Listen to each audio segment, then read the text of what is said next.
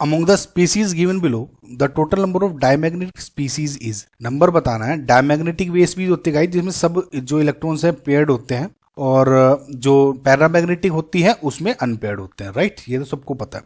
Now पहला है H atom, hydrogen atom में सिर्फ एक एटॉमिक नंबर 1 है इसका, तो 1s1 यानी हाइड्रोजन में सिर्फ एक इलेक्ट्रॉन है जो कि अनपेयर्ड है, इसका मतलब दिस इज पैरामैग्नेटिक, ठीक है, तो ये नहीं है। दूसरा है NO2 मोनोमर।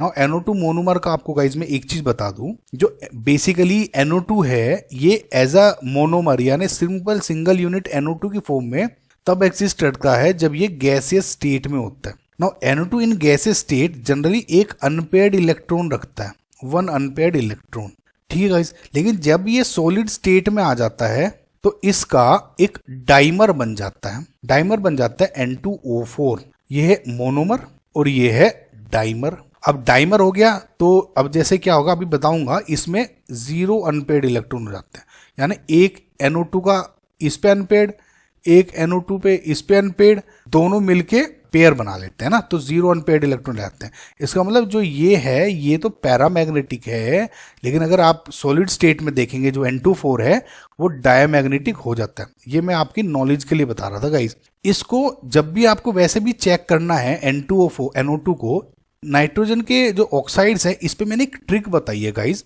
और देखिए जितने भी ये स्ट्रक्चर्स है इनका अगर आपको स्ट्रक्चर बनाना आता है ना तो बहुत इजी हो जाता है आपको एक्सप्लेन करना। NO2 पे मैंने एक ट्रिक बनाई है कि उसका आप स्ट्रक्चर बना सकते हैं, ठीक है, डिस्क्रिप्शन में मैं लिंक दे दूंगा और उसको देखें। वैसे इसका 2 मेथड है। देखिए अगर आपको स्ट्रक्चर पता है NO2 का स्ट्रक्चर कुछ इस तरह होता है, N पे ऊपर एक लोन पेयर होता है, इधर जो है वे सब के सब पेयरिंग होती है सबकी, ठीक है। तो जो ये N है इसकी वजह से ये बेसिकली पैरामैग्नेटिक होता है। लेकिन जब N2O4 आप देखते हो, N2O4 का स्ट्रक्चर कुछ इस तरह होता है और इसमें कोई भी अनपेयर्ड इलेक्ट्रॉन नहीं होता। जनरली बेसिकली देखिए होता क्या है, ये NO2 एक इलेक्ट्रॉन, ये NO2 का एक इलेक्ट्रॉन, ये दोनों जुड़ जाते हैं इस तरह, ठीक है। ये वाला जो बॉन्ड है बेसिकली वो ये वाला है, ठीक है। डाइमर बन गया तो 0 अनपेयर्ड इलेक्ट्रॉन रह गए।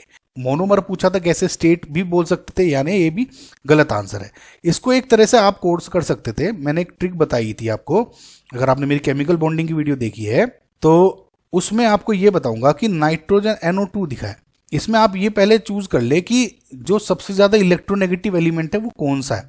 आप देखेंगे कि NO2 में, देखिए ये तब यूज करें जो मेथड में बता रहा हूं अभी आपको, जब आपके 3 एलिमेंट है। अगर सिर्फ 2 ही है जैसे O2 नेगेटिव या O2 किस तरह से, उसमें आप MOT यूज करेंगे, मॉलिक्यूलर ऑर्बिटल थ्योरी, तो ज्यादा बेटर मेथड होगा। मैं आपको सिर्फ एक गाइज वो दे रहा हूं टिप्स। इस टाइप के में क्या हो जाता है कि बहुत लेंदी हो जाते हो, तो आप डायरेक्ट इस मेथड से कर ले जिस तरह मैं बता रहा हूं। अगर आपको स्ट्रक्चर भी नहीं पता था, देखिए ज्यादा एक N है 2 O है, ज्यादा इलेक्ट्रोनेगेटिव कौन सा है, ऑक्सीजन। ऑक्सीजन के जो आउटरमोस्ट शेल में कितने इलेक्ट्रॉन होते हैं, 6, ठीक है। ऑक्सीजन का 8 है ना, तो 2,6 6 अनपेयर्ड 6 वैलेंस शेल इलेक्ट्रॉन्स होते हैं। तो अब क्या करें, 1 2 3 4 5 एंड 6 इलेक्ट्रॉन्स बना दिए। नाइट्रोजन कितने बॉन्ड बनाता है, generally triple bond. Oxygen double bond बनाता है। तो अब देखिए एक O तो मेरा ये वाला हो गया, अब एक N बचा, एक O बचा, एक N ट्रिपल बॉन्ड बना देगा और एक O डबल बॉन्ड बना देगा। तो अगर आप देखेंगे ये तो सारे के सारे बॉन्डिंग में लग गए, ये एक इलेक्ट्रॉन है, इसने इसके साथ, इसने इसके साथ, इसने इसके साथ बॉन्ड बना दिया, ये है, ये भी पेयरिंग बन गई इलेक्ट्रॉन्स के साथ, ठीक है। ये एक इकलौता इलेक्ट्रॉन बचा जो कि अनपेयर्ड है, इसका मतलब ये क्या है आपका पैरामैग्नेटिक। ये भी मेथड से कर सकते थे आप। समझ में आपको गाइज में क्या कह रहा हूं, ठीक है। नाउ ये गाइज उसमें यूज करें जब मोर देन 2 आपके हैं, मतलब ये hybridization, number of unpaired electrons बनाने में काम आता है, लेकिन इस ट्रिक को तब यूज करें आप। अब क्या करें, O2 नेगेटिव का क्या है, सुपर ऑक्साइड। O2 नेगेटिव अगर आप मॉलिक्यूलर ऑर्बिटल थ्योरी के साथ करेंगे तो आपको बहुत इजी पड़ जाएगा। जो ऑक्सीजन है उसका जो इलेक्ट्रॉनिक कॉन्फ़िगरेशन क्या हो जाएगा, 1s2 2s2 2p4, ठीक है। तो जो आउटर मोस्ट शेल हैं ये वाले, इसको देखो मॉलिक्यूलर ऑर्बिटल थ्योरी क्या होगी, ये 2s2, ये क्या हो जाएगा सिग्मा 2s, ये क्या हो जाएगा sigma star 2s। Molecular orbital theory I hope आपको आती होगी। तो 2 इलेक्ट्रॉन है, ये एटॉमिक ऑर्बिटल है, ये एटॉमिक और ये मॉलिक्यूलर ऑर्बिटल, तो ये दो होंगे इलेक्ट्रॉन। अब क्या होगा, 4 इलेक्ट्रॉन है, 1 2 3 4, तो 1 2 3 4 सारे पेयर्ड हैं, इसमें तो कोई दिक्कत नहीं। पी वाला देखता हूँ, पी में एक इधर एटॉमिक ऑर्बिटल ओ का, दो ओ है ना, इसलिए एक ओ एटॉमिक ऑर्बिटल ओ का। अब मैं इधर बनाऊंगा इसका मॉलिक्यूलर ऑर्बिटल थ्योरी, ठीक है। अब ये इस तरह हो गए, ये हो गए इस तरह से, समझ में आपको गाइस। सो 4 इलेक्ट्रॉन है, 1 2 3 4, 1 2 3 एंड 4, टोटल 8 इलेक्ट्रॉन्स, 8 इलेक्ट्रॉन बढ़ने हैं, 1 2 3 4 5 6 7 एंड 8 इलेक्ट्रॉन्स हो गए। अब एक ये नेगेटिव चार्ज था, तो यानी टोटल 9 इलेक्ट्रॉन्स हो गए, यानी एक 9।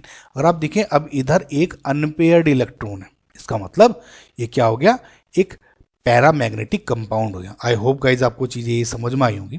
तो ये क्या है, पैरामैग्नेटिक है, ये O2 negative. Dimeric sulphur in vapour phase. अब देखिए एक चीज मैं आपको बताता हूं, S2 जनरली S8 की फॉर्म में एग्जिस्ट करता है, क्राउन स्ट्रक्चर होता है इसका, ऐसे कुछ ऐसा होता है ना गाइस। लेकिन वेपर फेज में it exist as S2 dimeric sulphur, disulphur बोल दें आप। तो अब इसमें भी सेम टू सेम, जैसा मैंने O2 नेगेटिव का किया था ना, सेम टू सेम वैसा ही आपका इसमें स्ट्रक्चर बनेगा। सो अब क्या होगा, इसमें जो आउटरमोस्ट जो इसके वैलेंस शेल है, इसमें क्या हो जाएगा 3s2 3p4। तो ये क्या था 2 था, तो सिग्मा 3s हो जाएगा गाइज। आई होप मैं ये समझ ही रहे होंगे। तो और इसमें क्या हो जाएगा, जो एक इलेक्ट्रॉन एक्स्ट्रा भरा था वो हटा देता हूं, ये हो गया 3p के लिए, ठीक है। 3p4 same to same S2 का ऐसे ही बन जाएगा, राइट गाइज। और गाइज अब इसमें क्या है, 2 अनपेयर्ड इलेक्ट्रॉन्स है, अनपेयर्ड है ना गाइज, तो इसका मतलब ये भी हो गया पैरामैग्नेटिक, ठीक है गाइज। ये चीजें समझ में आई आपको, ये इस तरह से कर लिया, पैरामैग्नेटिक हो गया ये, ठीक। तो ये भी आपका गलत आंसर है, मतलब डायमैग्नेटिक पूछ रहे हैं। अब अगला ऑप्शन है MN3O4, इसको आप बोलते हैं मैग्नीज 2,3 ऑक्साइड। बेसिकली ये जो MN3O4 है, ये 2 ऑक्साइड का कॉम्बिनेशन होता है, एक तो MnO का और एक Mn2O3 के इक्वल। सो अब इसमें देखेंगे, इसमें Mn का जो, क्योंकि ट्रांजिशन एलिमेंट हो गया, अब इसको देखते हैं Mn Mn2। इसमें जो ऑक्सीडेशन स्टेट है +2 होती है और इसमें ऑक्सीजन स्टेट +3 होती है। अब दोनों के केस में देख लेते हैं। मैग्नीज का एटॉमिक नंबर होता है 25, इलेक्ट्रॉनिक कॉन्फ़िगरेशन हो गया आर्गन 3d5 4s2।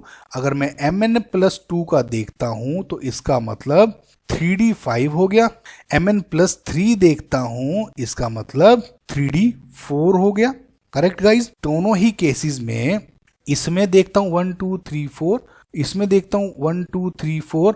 अब अगर मैं इलेक्ट्रॉन भरूं 5, 1 2 3 4 5, इसमें 4 1 2 3 4, इसमें 5 अनपेयर्ड इलेक्ट्रॉन्स हैं, इसमें 4 अनपेयर्ड इलेक्ट्रॉन्स हैं, यानी दोनों के दोनों पैरामैग्नेटिक के कंपाउंड्स हैं। समझ में आपको, इससे ये भी आपका पैरामैग्नेटिक हो गया। नाउ इसको देखते हैं गाइज, इसमें 2 आयंस हैं, NH4 पॉजिटिव का एंड FeCl4 नेगेटिव का। ना जो NH4 पॉजिटिव है गाइज, ये इज ऑलवेज डायमैग्नेटिक, ये आप याद रख लें, ठीक है। अब कैसे मैं शॉर्टकट ट्रिक से बता रहा हूँ। नाइट्रोजन के वैलेंस शेल कितने इलेक्ट्रॉन्स है, 5, ठीक है। अब नेगेटिव चार्ज आता है तो नेगेटिव हम क्रॉस जोड़ लेते हैं, पॉजिटिव है तो पॉजिटिव हटा दिया, तो 4 H जुड़ गए, चारों के चारों ने पेयरिंग कर ली, कोई अनपेयर्ड इलेक्ट्रॉन नहीं है, इसके लिए डायमैग्नेटिक है, तो इसको तो आप छोड़ ही दिया मैंने इसको। सिमिलरली इसमें भी जो ये वाला ऑप्शन आएगा ना नेक्स्ट, इसमें भी डायमैग्नेटिक है, इसे मैं चेक नहीं करूंगा, इसे और इसे ही देखूंगा। इसमें 2 नेगेटिव था गाइज, ये 2 था ना, तो 2 नेगेटिव। अब इसमें Fe का ऑक्सीजन स्टेट देख लें, Fe+4 -1, Cl का -1 -2, यानी Fe हो गया इधर +2 ऑक्सीजन स्टेट में।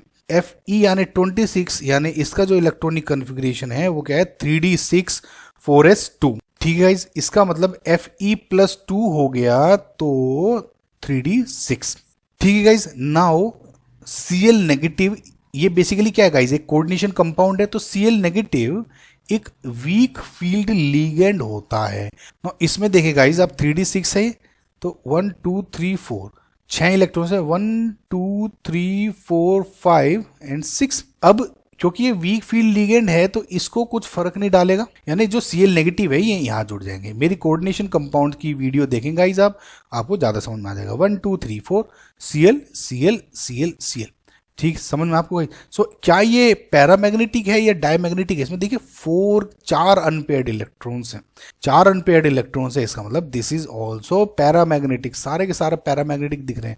अब ये पैरा था, ये डाया था, तो ओवरऑल पैरामैग्नेटिक हो गया। ठीक है, सिमिलरली यही सेम मेथड इसमें NiCl4 नेगेटिव में लग जाएगा। आप कैलकुलेट करेंगे तो Ni का जो आपको इसमें ऑक्सीडेशन स्टेट निकलेगा वो क्या निकल जाएगा, अगेन +2 निकलेगा। निकल का एटॉमिक नंबर 28 है, तो Ni+2 का इलेक्ट्रॉनिक कन्फिग्रेशन हो जाएगा Ar3d8। फिर से जब आप इसको 1 2 3 4 इलेक्ट्रॉन्स फिल करना शुरू करेंगे तो 1 2 3 4 5 6 7 8 Cl नेगेटिव, क्योंकि वीक फील्ड लिगेंड है तो 4 Cl यहां जुड़ेंगे और ये 2 अनपेयर्ड रह जाएंगे, पुश नहीं करेगा। सपोज यहाँ CO होता या NH3 होता तो ये पेयर कर देता, डायमैग्नेटिक हो जाता, लेकिन इस केस में ये पैरा ही रहा, तो अनपेयर्ड इलेक्ट्रॉन, तो यानी ये भी नहीं है। ठीक है, ये कोई सा भी आंसर करेक्ट नहीं दिख रहा। अब दो बचे K2MnO4 एंड K2CrO4, क्योंकि ये ट्रांजिशन मेटल वाले हैं तो इसमें K2MnO4 में MnO4 2 नेगेटिव आयन है। Mn की ऑक्सीडेशन स्टेट निकालनी है तो 4 × -2 = -2, यानी Mn इसमें आ गया आपका +6 ऑक्सीडेशन स्टेट में। समझना आपको गाइस, Mn क्या आ गया, +6 ऑक्सीडेशन स्टेट। Mn का 25 एटॉमिक नंबर हो गया, यानी Ar3d5 4s2। Mn +6 देखना है तो Ar3d1 हो जाएगा। ठीक है गाइस, एक अनपेयर्ड इलेक्ट्रॉन है तो इसका मतलब this is also a paramagnetic compound, तो ये भी नहीं है। अब लास्ट आया K2CrO4, अगेन सेम मेथड से निकालेंगे तो CrO4 2 नेगेटिव हो जाएगा, यानी Cr +4 × -2 = -2 हो जाएगा, यानी Cr हो जाएगा +6 ऑक्सीडेशन स्टेट में। नाउ Cr क्रोमियम, इसका एटॉमिक नंबर 24 है, यानी Ar3d5 4s1। Now Cr +6 oxidation state क्या हो जाएगा, 5 6 इलेक्ट्रॉन Ar, ऑर्गन हो गया, यानी सारे के सारे पेयर्ड इलेक्ट्रॉन हो गए। क्यों, ऑर्गन का जो इलेक्ट्रॉनिक कॉन्फ़िगरेशन है वो 1s2 2s2 2p6 3s2 3p6 होता है, तो सारे के सारे पेयर्ड इलेक्ट्रॉन्स है। इसका मतलब क्या हुआ गाइस, फाइनली हमारा आंसर आ गया, यस ये है डायमैग्नेटिक। ठीक है, तो इकलौता K2CrO4 ही आपका आंसर है, यानी इसमें 1 नंबर बताना है तो नंबर में आ गया 1 आंसर है इसका वैसे। ठीक है।